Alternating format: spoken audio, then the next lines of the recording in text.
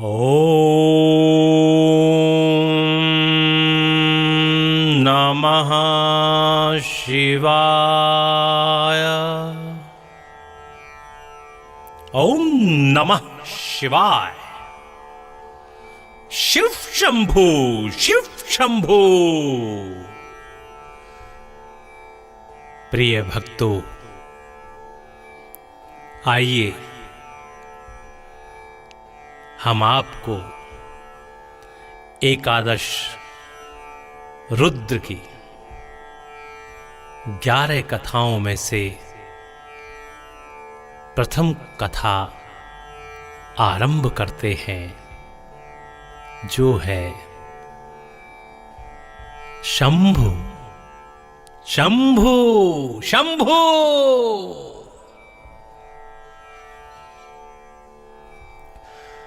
ब्रह्मा विष्णु महेशान देव दानवा राक्षसा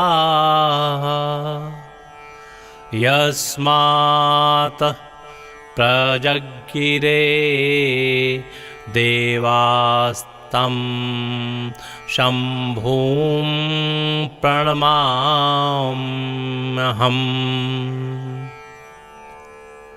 शिव शंभो, शिव शंभो। अर्थात ब्रह्मा, विष्णु, महेश, देव, दानव, राक्षस जिनसे उत्पन्न हुए तथा जिनसे सभी देवों की उत्पत्ति हुई, ऐसे भगवान शंभु को मैं प्रणाम करता हूं, प्रणाम करता हूं। भगवान रुद्र ही इस सृष्टि के सृजन, पालन और संहार करता है। शंभु शिव, ईश्वर और महेश्वर आदि नाम उन्हीं के पर्याय शब्द अर्थात नाम है। श्रुति का कथन है कि एक ही रुद्र हैं जो सभी लोकों को अपनी शक्ति से संचालित करते हैं। अतएव वही ईश्वर हैं, वही सबके भीतर अंतर्यामी रूप से स्थित है। आध्यात्मिक, आदि भौतिक और आदि दैविक रूप से उनके 11 पृथक पृथक नाम श्रुति, पुराण आदि में प्राप्त होते हैं। शतपथ ब्राह्मण के 14 खंड, बृहदारण्य कोपनिषद में पुरुष के 10 प्राण और 11वां आत्मा एकादश आध्यात्मिक रुद्र बताए गए हैं। अंतरिक्षस्थ वायु प्राण ही हमारे शरीर में प्राण रूप होकर प्रविष्ट है और वही शरीर के 10 स्थानों में कार्य करता है। इसलिए उसे रुद्र प्राण कहते हैं। 11वां आत्मा भी रुद्र प्राणात्मा के रूप में जाना जाता है। आदि भौतिक रुद्र पृथ्वी, जल, तेज, वायु, आकाश, सूर्य, चंद्रमा, यजमान, पवमान पावक और शुचि नाम से कहे गए हैं। इनमें आदि के 8 शिव की अष्टमूर्ति कहलाते हैं। शेष, पवमान, पावक और शुचि घोर रूप हैं। आधिदैविक रुद्र तारामंडलों में रहते हैं। विभिन्न पुराणों में इनके भिन्न भिन्न नाम तथा उत्पत्ति के भिन्न भिन्न कारण मिलते हैं। इस प्रकार भगवान रुद्र ही सृष्टि के आदि कारण है तथा सृष्टि के कण कण में विद्यमान है। एक एव रुद्रो वस्थते न द्वित्वः और असंख्यता सहस्त्राणि ये रुद्रा अधि भूमय्याम। इस प्रकार एक रुद्र और असंख्य रुद्रों के वर्णन तंत्र ग्रंथों में प्राप्त होते हैं। इसका अभिप्राय यह है कि एक रुद्र अधिनायक मुख्य है और शेष रुद्र उनकी प्रजा है। पुराणों में इनकी उत्पत्ति का कारण प्रजापति के सृष्टि रच पाने की असमर्थता पर उनके मन्यु अर्थात क्रोध और अश्रु को बताया गया है। शिव पुराण में देवताओं के असुरों से पराजित हो जाने के बाद कश्यप की प्रार्थना पर कश्यप और सुरभि के द्वारा उनके अवतार का वर्णन है। शैवागम में 11 रुद्रों का नाम शंभु, पिनाकी, गिरीश, स्थाणु, भर्ग, सदाशिव, शिव, हर, शर्व, कपाली तथा भव बतलाया गया है। एक समय आनंद वन में रमण करते हुए आदि एवं प्रथम रुद्र भगवान शंभु के मन में एक से अनेक होने की इच्छा हुई। फिर उन्होंने अपने वाम भाग के 10वें अंग पर अमृत मलकर विष्णु को तथा दक्षिण भाग से ब्रह्मा को उत्पन्न किया। कुछ समय के बाद रुद्र माया से मोहित होकर विष्णु और ब्रह्मा ने अपने कारण की खोज की। तब एक आदि अंतहीन ज्योतिर्लिंग का दर्शन हुआ, जिसके और छोर का पता लगाने में दोनों असमर्थ रहे। विष्णु और ब्रह्मा की स्तुति करने पर अपनी शक्ति उमा देवी के साथ भगवान शंभु प्रकट हुए। शिव शंभो, शिव शंभो।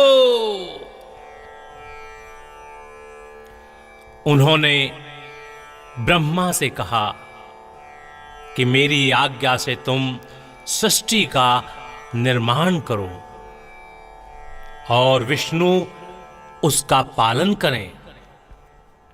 मेरे अंश से प्रकट होने वाले रुद्रदेव इस सृष्टि का संहार करेंगे। मैं ही इस सृष्टि का आदि कारण हूं तथा तुम दोनों के साथ रुद्र और संपूर्ण देव, दानव एवं राक्षसों का सृजन करता हूं। भगवान विष्णु मेरे बाएं अंग से तथा तुम दाहिने अंग से प्रकट हुए हो, उसी प्रकार रुद्र मेरे हृदय से प्रकट होंगे। ऐसा कहकर भगवान शंभु अंतर्ध्यान हो गए। प्रथम रुद्र भगवान शंभु की आधि भौतिक पृथ्वी मूर्ति एकाम्रनाथ अर्थात क्षितिलिंग के नाम से शिवकांची में है। इस दिव्य विग्रह पर जल नहीं चढ़ाया जाता है, अपितु इसे चमेली के तेल से स्नान कराया जाता है। प्रति सोमवार को भगवान की सवारी निकलती है। भगवती पार्वती ने शिवकांची में इस क्षितिलिंग की प्रतिष्ठा करके शंभु रुद्र की उपासना की थी। इस लिंग के दर्शन मात्र से ऐश्वर्य की सिद्धि एवं अक्षय कीर्ति की प्राप्ति होती है। शिव शंभो, शिव शंभो।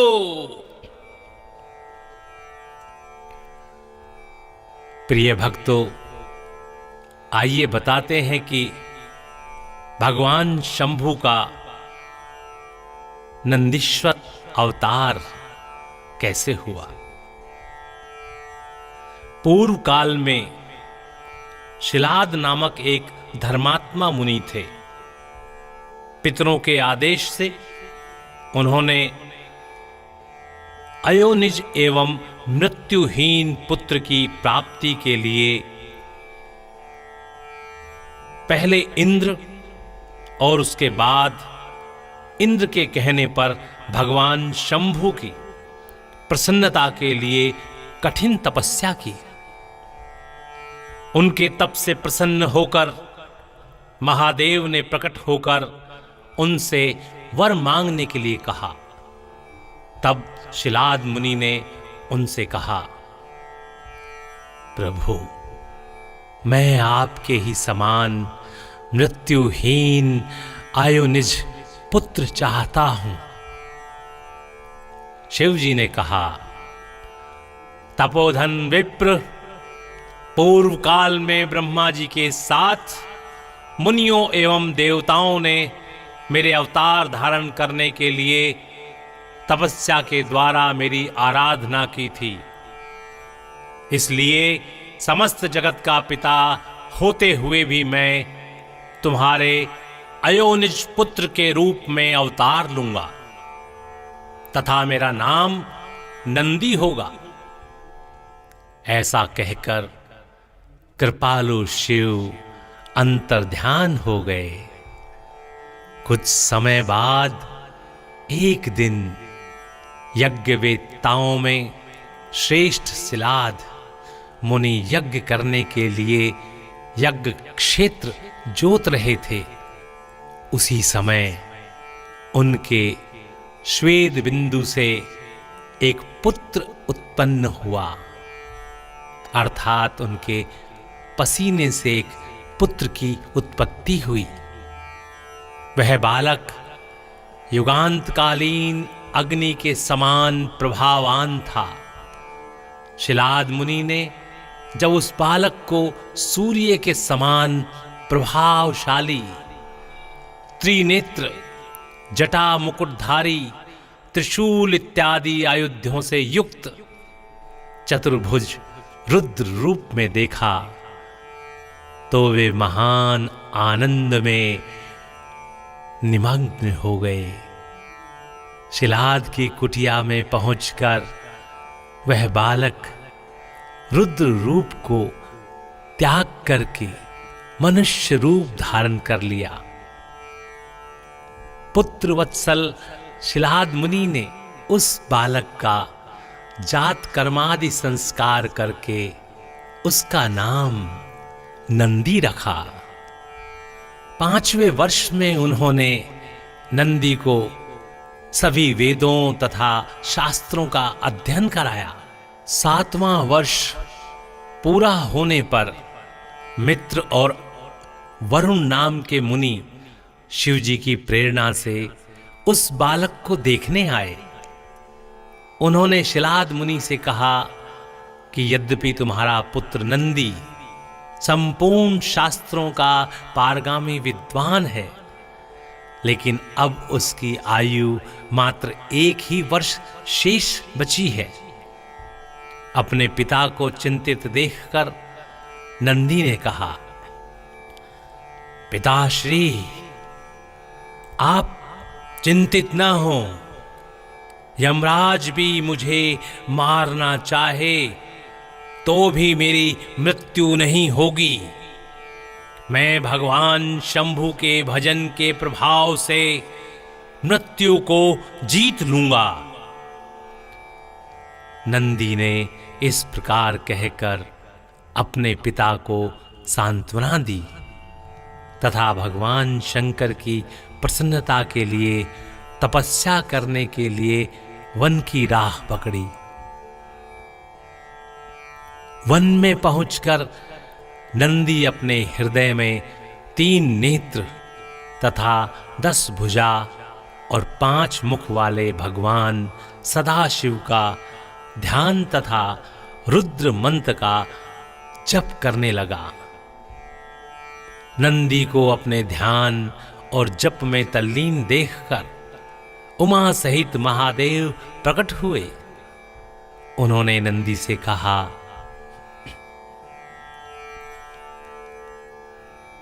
शिलाद नंदन, तुमने बड़ा ही उत्तम तप किया।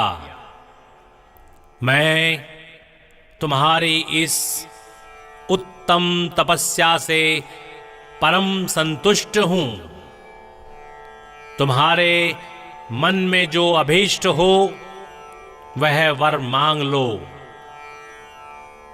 महादेव जी के इस प्रकार कहने पर नंदी ने भगवान शंकर की बड़े ही प्रेम से स्तुति की और भाव विभोर होकर उनके चरणों में लेट गया। भगवान शंभु ने अपने चरणों में पड़े हुए नंदी को उठाकर कहा, वत्स नंदी, उन दोनों विप्रों को मैंने ही भेजा था। तुम्हें मृत्यु का भय कहां? तुम तो मेरे ही समान हो। तुम अजर, अमर, दुख रहित और अक्षय होकर मेरे गणनायक बनोगे। तुम में मेरे ही समान बल होगा और मेरे पार्श्व भाग में स्थित रहोगे। मेरी कृपा से जन्म, जरा और मृत्यु तुम पर अपना प्रभाव नहीं डाल सकेंगे। यूं कहकर कृपा सागर शंभु ने अपने गले में पड़ी हुई कमल की माला उतार कर नंदी के गले में डाल दी।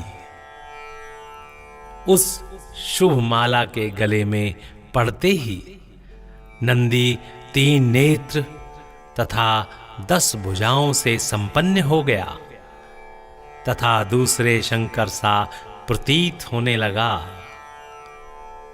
उसके बाद भगवान शंभु ने बड़े ही प्रेम से नंदी का अपने गणाध्यक्ष के पद पर अभिषेक किया।